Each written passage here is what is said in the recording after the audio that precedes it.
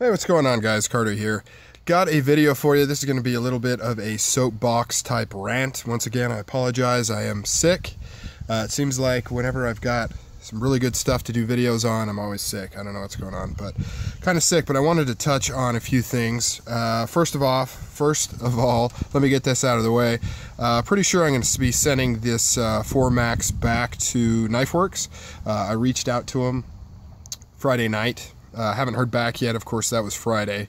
It is my luck that I would get this on a Friday, and Monday's a holiday, so I probably won't even hear anything back till Tuesday to see what the protocol would be for getting a refund or whatever the case may be, stuff like that. But I'll talk about that a little bit more here in a minute. Next up is a quick little shout out to a friend of mine here on YouTube. He's been a good supporter of my channel, as well as, talking to me and things like that. Knife Crazy. I'll put a link down below. He's got a really cool contest going on. I think he's doing a 1,500 subscriber contest. So if you guys are interested in getting involved in that, I would recommend you do it. I think he's giving away like a sharpener, and it's a very sharpener related contest. I just happen to have sold my KME sharpening system. I never even did a video of it here on YouTube, and I sold it because I'm kind of getting out of knives, guys, a little bit, or at least not as fanatic about it. And that kind of brings me into this. Now, there's been kind of a firestorm on my video of this knife, kind of showing the problems with the edge and stuff like that, to say the least. A little bit of a firestorm. A lot of different opinions, most of them pretty negative towards cold steel, and a little overblown in my opinion. It is what it is. It's a QC problem. It made it out when it shouldn't have. I'd like to address a few comments here in a second. Made it out when it shouldn't have. It happens. However, I have been getting a few reports of similar issues on these, although not as bad. One particular instance, a guy said he had similar rolling and chips, but there were just a few spots down here by the spine. He just sharpened it up, no big deal, whereas mine is kind of spread throughout the entire edge. So yeah, there's that. But a lot of hatred towards cold steel, which, I can't really get behind per se. I'm actually one of the few channels that is into higher end knives, but also still likes cold steel. I've always liked cold steel. I love Andrew Demko's stuff. I've wanted to get customs and things like that from him for a long time. I've got a few over here. I've got the Black Talon, I've got the Ultimate Hunter, got the Spartan. These are just some of my favorite cold steels, but I've got many more, and I've owned many more in the past. So I'm definitely not a cold steel hater, which is why I was so excited to get this knife. And actually, the issues with this knife, like I kind of said before, they're really not that bad. Yeah, in this price point, you would not expect to get that out of the box. The old me, the obsessed with hard use, ultra thick, just badass blades that you can beat the crap out of, Carter, that I used to be, 6 months, a year ago, I wouldn't have cared. I would have kept this thing, hands down. There's no way I would have sent this back. I would have sharpened it. Not that big a deal. My mentality would have been, this thing has a lifetime of sharpening that's going to happen to it. What's one more right out the gate? But like I said, I've kind of switched. I'm not into knives as much anymore, particularly really big, overbuilt knives. And so that's really kind of one of the reasons why I would be sending it back. Even if it didn't have any issues and it was perfectly fine, I may have ended up selling it soon anyways. So, the issues with this knife, really, we got to keep them in perspective, guys. It does suck. This is a $350 knife. And it shouldn't have came this way, of course. Obviously, it shouldn't have came this way, especially from cold steel. They're kind of, one of their mottos and selling points is the sharpest knives in the world, or whatever they say it is, and they're known for the really good edges out of the box. So it is kind of strange that something like this would happen. And then I'm also hearing about similar issues in other knives. Now granted, it is just 2 other knives. There's not enough of these around to see if this is a bigger widespread issue, things like that. Same with these marks on the clip. The other guy on YouTube that put up a video of his knife, it looked like he had a few similar marks on his, so that may be something that's going to be common with these. just due to the process. I've had a few people in comments kind of jump to some pretty crazy conclusions. One was that I am lying and I abused this knife and am now trying to bash Cold Steel or something because of it. I'm upset with Cold Steel, so I bought this higher end knife that I've had on pre-order, and in a matter of like a day I abused it and beat it up and then try to flip it around and blame it on Cold Steel. That's definitely not the case, guys. Like I said before, I love Cold Steel. I've been a big fan. When people are laughing at me, I'm still making videos about the Spartan or whatever else. So I'm a big fan of Cold Steel. I'd have no reason to do that. If I did abuse the crap out of it, I would just sharpen it up and it wouldn't be a big deal. So that's definitely not the case. Another thing people are saying is that they're thinking that this was a carry knife for somebody that worked at the factory, and at the last minute they maybe swapped it out for a new one. Not realizing how beat up theirs was. I've had that from a couple people, or just generally that it was a used knife or a demo knife or something like that. Obviously I can't confirm or deny that's the case, but I don't see anything that would indicate that. Anybody that's been into knives, you know that you can pretty quickly tell when something's been used and carried. Lint and oil go together like white and rice. So generally, if a knife's been carried, you can look inside this frame here and you will see little fuzzies and little strings and things like that, knowing that it's definitely been in a pocket.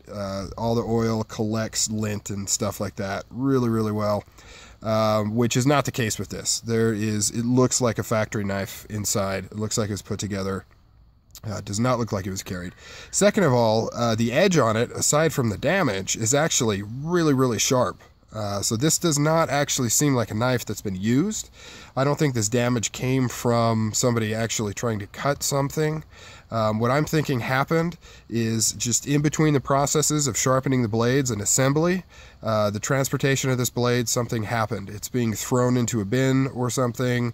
At first I thought maybe it had just been dropped, but it sounds like other people are having issues. So whatever the factory protocol is, once the knife finishes sharpening, it's being transported or stored somewhere until it gets assembled, and possibly that's where some of this damage is occurring.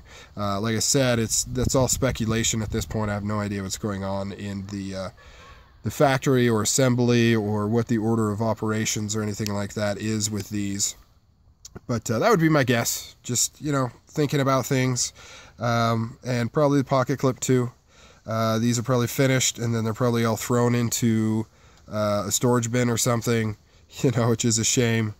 Something with the transportation until assembly is probably resulting in some of these marks and wears and dings on the blade. Because like I said, this is actually hair shaving sharp on the undamaged parts. It's just been dinged. That edge has been hitting something hard, probably other blades. Maybe, who knows, maybe, here's more speculation. Maybe they were all put into a box after sharpening, and that particular batch was dropped, and the guy that dropped it didn't want anyone to know, so he quickly picked it up and pushed it along, and then nobody caught it. Who knows? This may be just a handful of knives that, have this issue. It does sound like there's more out there, or it could be a process-wide issue. Where you're going to see it kind of in a lot of the knives. So we'll just have to wait and see what happens. The next thing I wanted to talk about, sorry for this long video, guys. I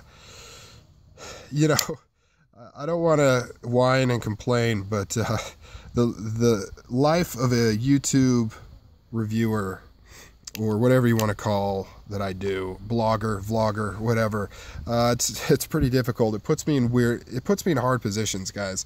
I want to be as open as I can with you guys and just say, how things are. Like, I kind of view this as documenting my life, at least a very narrow portion of my life, with my knife hobby and gun hobbies and a couple other things trickling in, and I kind of think of it as documenting what's going on. So when I get a knife like this and I want to share it with you guys, I want to say what it is. This is what I got, this is how it looks, this is what I think.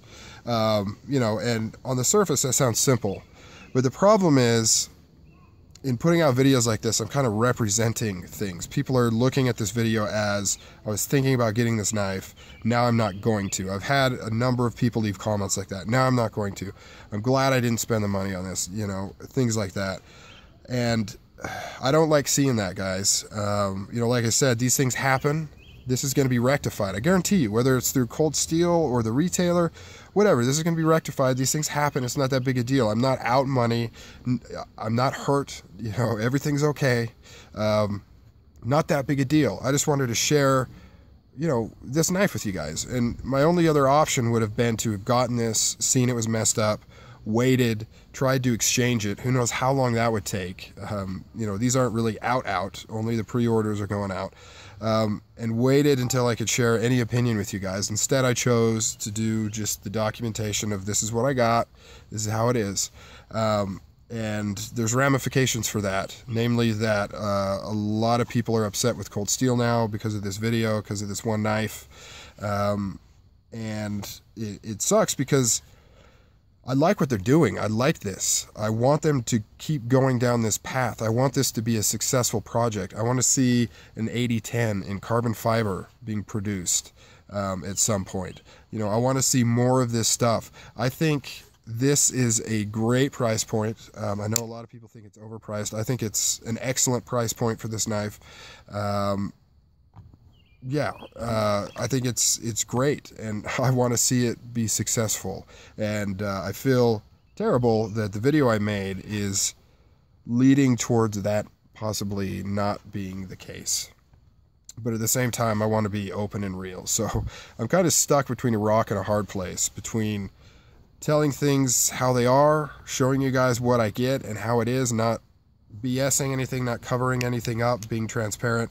But I also realize that, you know, in me saying things in videos that I do, it holds a little bit of weight. People are going to be seeing that video for a long time, and it's going to affect people's opinions, you know, even if it's just a few hundred. It's going to affect people's opinions of this knife. They may stay away from it, or they may stay away from others, which may not be the case. That they should do that may not be the case. So yeah, I guess the point of this is, let's keep this in perspective, guys.